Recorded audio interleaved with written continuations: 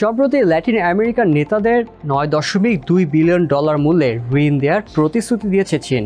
তবে এবারের প্রস্তাবে রয়েছে একটি বিশেষ পরিবর্তন। আগের মতো মার্কিন ডলার নয়, এই ঋণ দিতে চায় চীন নিজস্ব মুদ্রা ইউয়ানে। এই সিদ্ধান্ত একটি গুরুত্বপূর্ণ প্রশ্নের জন্ম দিয়েছে। আসলে কে ইউয়ানের এত বড় অঙ্কের ঋণ নিতে চায়?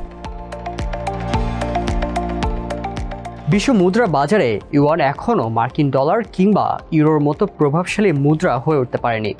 যদিও চীন প্রায় 15 বছর ধরে ইউয়ানকে আন্তর্জাতিকভাবে প্রতিষ্ঠিত করার চেষ্টা করছে এবং সে অনুযায়ী অবকাঠামো গড়ে তুলেছে। চীনের কিছু গুরুত্বপূর্ণ উদ্যোগের মধ্যে রয়েছে নিজস্ব আন্তঃব্যাংক পেমেন্ট সিস্টেম CIPS, যা সুইফটের বিকল্প হিসেবে কাজ করে। এছাড়া রয়েছে এমব্রিজ নামে একটি ডিজিটাল কারেন্সি প্রকল্প। এখন যে কোনো ব্র্যান্ডের পুরাতন এসি বদলে নতুন ওয়ালটন এসিতে উপভোগ করুন 25% ছাড় এবং বিশ্বব্যাপী ইউয়ান ক্লিয়ারিং সেন্টারের স্থাপন। তবে চীন যেটি নিয়ন্ত্রণ করতে পারছে না তা হলো ইউয়ানের বেচাকেনা।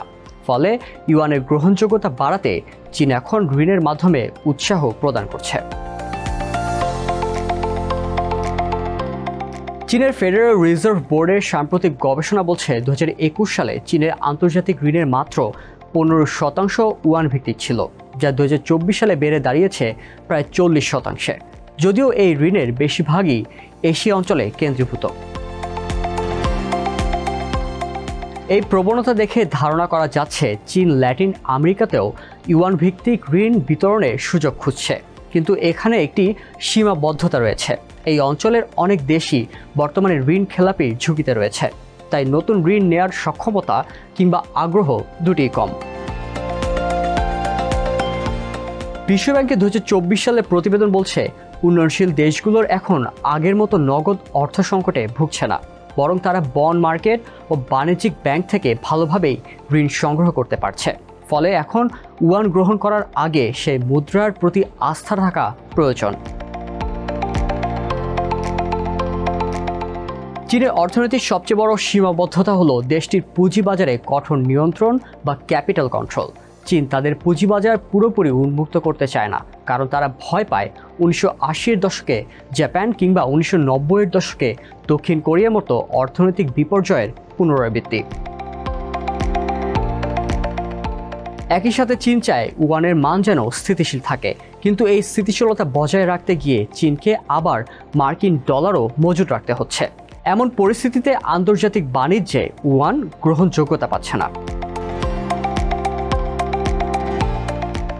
চীনের সবচেয়ে বড় ভরসা ছিল রপ্তানি, আর সেই রপ্তানিকে টিকিয়ে রাখতে হলে বিদেশে ইউয়ানের ঋণ দেওয়ার চাপ তৈরি হয়েছে।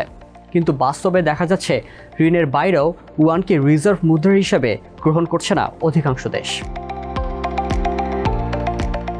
চীনের ঘনিষ্ঠ মিত্ররাও নিজেদের কেন্দ্রীয় ব্যাংকে খুব অল্প পরিমাণে ইউয়ান রিজার্ভ রেখেছে।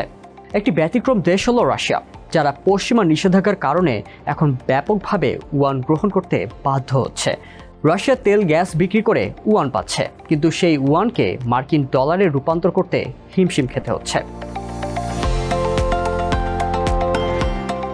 বর্তমান বিশ্বে রপ্তানি চালান, বৈদেশিক ঋণ এবং রিজার্ভের বড় অংশই এখন মার্কিন ডলারে, এবং যতদিন না চীন তার পুঁজিবাজার উন্মুক্ত করছে ততদিন ইউয়ান নিয়ে বিশ্বব্যাপী আগ্রহ গড়ে উঠবে না। ইতিহাসে দেখা গেছে বাণিজ্যের সুবিধার্থে বিশ্ব বাজার একটি প্রভাবশালী মুদ্রার দিকেই ঝুঁকে পড়ে। বর্তমানে ল্যাটিন আমেরিকার সাথে বাণিজ্য বিস্তারে চীনের এই ইউয়ান ঋণের প্রস্তাব শেষ পর্যন্ত কতটা কার্যকর হবে তা প্রশ্ন থেকেই যাচ্ছে। পরবর্তী সম্মেলনের আগে চীন হয়তো আরও বেশি ডলার, ঋণ কিংবা সাবসিডি দেবে এই অঞ্চলকে, যাতে নিজের পণ্য বিক্রি অব্যাহত রাখতে পারে। চীন এই প্রথম দেশ নয় যেটি ডলারের আধিপত্য কমাতে চায়। 1960 থেকে 70-এর দশকে ফ্রান্সের অর্থমন্ত্রী ভ্যালেরি জিসকারও যুক্তরাষ্ট্রের এই এক্সরবিটেন্ট প্রিভিলেজ নিয়ে সরব হয়েছিলেন। ইউরো চালু হওয়ার পর ফ্রান্স আশা করেছিল এটি ডলারের বিকল্প হবে। কিন্তু বাস্তবতা হলো 2000 সালের ইউরো রিজার্ভের অংশ ছিল 18%, যা 2025 সালে এসে বেড়ে দাঁড়িয়েছে 20%। চীনের ইউয়ান 2000 সালে 0 থেকে উঠে এসে এখন মাত্র 2% বৈশ্বিক রিজার্ভে অবস্থান করছে। 2018 সালে একবার ক্যানাডিয়ান ডলারকে টপকে গেলেও 2023 সালে আবারও পিছিয়ে পড়ে।